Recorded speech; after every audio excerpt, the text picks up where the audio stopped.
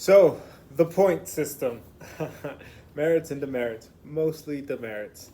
Um, I stated in the workshop that was, that was your Bible, all that. The workshop also has this whole breakdown of how the merits and demerits work. Again, they might have changed the workshop, they might have changed how this works. This is how it works for me. Um, Basically, anything you do wrong, the TAC officers are going to give you demerits. So they're points, but they're negative points. And by anything, I really mean anything. They really go crazy on integration day, giving out demerits. And that could be, hey, you missed a spot shaving. And there's a whole list. I'll try to see if I can find it, but there's a whole list of codes that they use. So uh, like when if somebody messes up and they want to punish the leader or the squad leader or the platoon leader, failure to supervise -10, I think is what it is, whatever it was, 10 demerits, right? Failure to be properly dressed or whatever, because if you messed up shaving, or haircut is a big one on integration day. They gig a lot of people for haircut, and that's like 25 demerit points, and that's a lot. If you're late somewhere during the 7-minute drill, right, in the mornings when you have to get to the morning formation, demerits, right? Failure to adapt or something like that. There are demerits that are like for like more egregious things. It would be like sleeping in class, cheating, stuff like that, and that's like 50 plus demerits.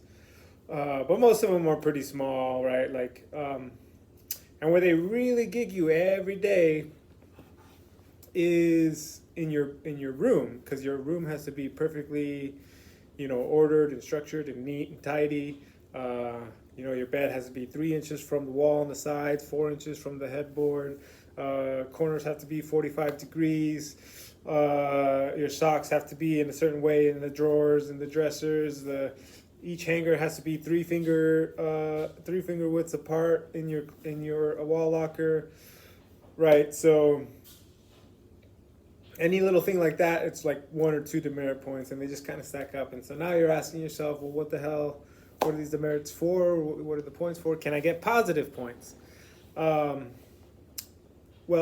the point system, the more points you accumulate, you get put on different types of probation. So the first step of probation is TAC officer probation, and that starts at 50 points. So 50 demerit points, you go on what's called TAC Pro, TAC officer probation.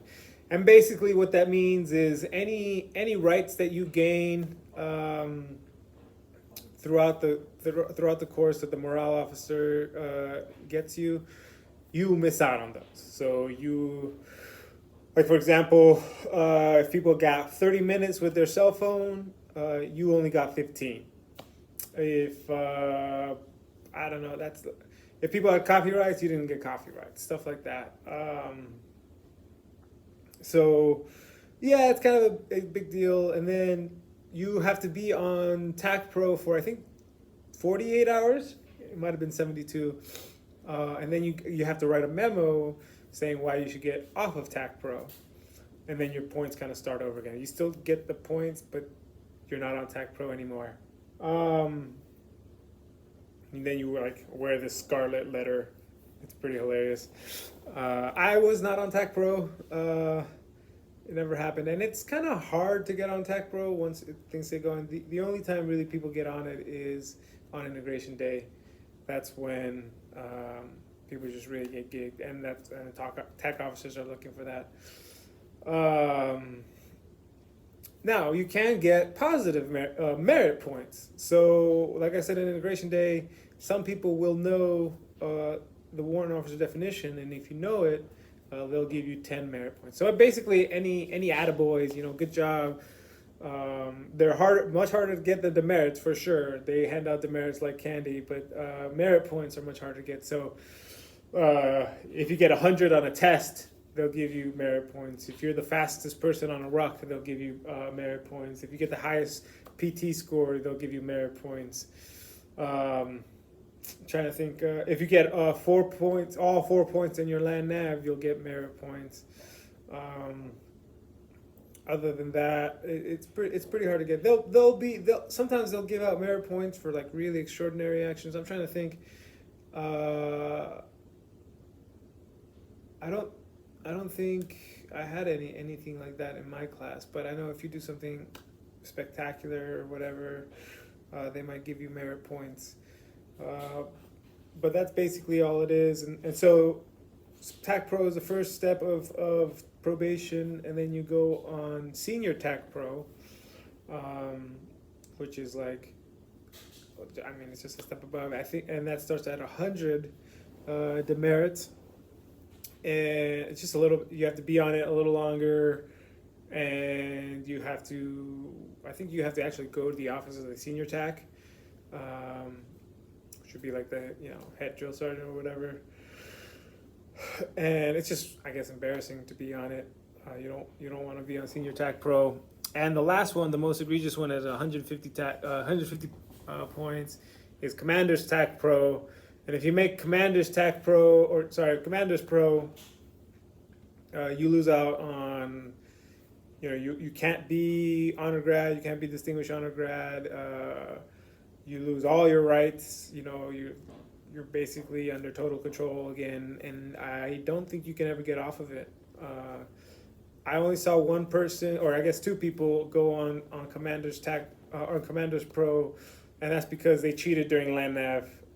And well, they didn't really cheat, but they got caught talking to each other, or I think somebody snitched. I didn't get the full story, the full details, but something fishy went on during land nav, and kind of just messed them up for the whole. And that sucks because that was at the beginning of the course, and they were on Commander's Pro for the whole course. And there's the part, I think, the end of week 3, where you go from just a junior candidate to a senior candidate, and you get a lot more rights and freedoms. And if you're on Commander's TAC Pro, you don't get any of those freedoms. Those include, having your phone more often, being able to call, you get saluted to by the by the junior class, things like that. But if you're on Commander's TAC Pro or the Commander's Pro, you don't get any of that. So you don't want to accumulate those points. And once you get them, they never go away unless you get those merit points.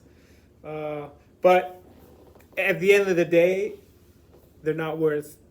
It doesn't matter. You go on TAC Pro or Senior TAC Pro. Nobody's gonna look at you different. You could go through all of the course on TAC probation, and it doesn't matter in terms of your OML or what it looks like, when you graduate. Commander's probation, though, that is the one that matters. But that's 150 points, and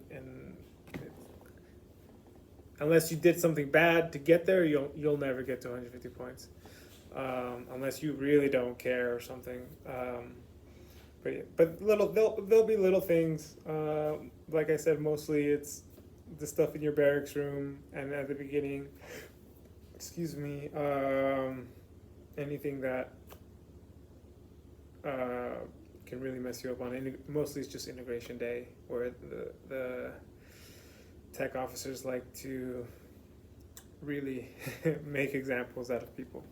I guess is the best way to say it. But yeah, that's the point system. And once you get the walks, it's all explained in the walk stop. So any questions, again, just leave them in the comments.